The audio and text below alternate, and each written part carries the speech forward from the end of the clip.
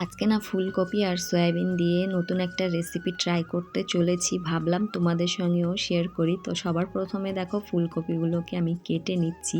এদিকে ফুলকপিগুলো তো কাটা হয়ে গেছে, আর এবার দেখো সয়াবিনগুলোকে একটু সেদ্ধ করে নিয়েছি, কারণ সয়াবিনগুলো হচ্ছে একটু শক্ত শক্ত থাকে, সেই জন্যই সেদ্ধ করে নিয়েছি। তারপর এখানে দেখো নারকেল, লঙ্কা, আদা, কাজু বাদাম, সর্ষে, পোস্ত দিয়ে একটা পেস্ট বানিয়ে নিয়েছি। এবার কড়াইতে দিয়ে দিচ্ছি তেল। তারপর দেখো ফুলকপিগুলো সবার প্রথমে নুন হলুদ দিয়ে ভেজে নামিয়ে নিয়েছি। দেখো লাল লাল করে ভেজে নিয়েছি। তারপর দেখো সয়াবিনগুলোকেও লাল লাল করে ভেজে নিয়েছি। এবার সয়াবিনের মধ্যে দিয়ে দিলাম ফুলকপি, কাঁচা লঙ্কা, টমেটো, তারপর পেস্ট করে রাখা মশলাটাও দিয়ে দিলাম, আর একটু জল, তারপর হচ্ছে নুন দিয়ে দিয়েছি। আর নুনটা তো আমি প্রথমেই দিয়েছিলাম ভাজার সময়, সেই জন্য নুনটা একটু কমই দিয়েছি।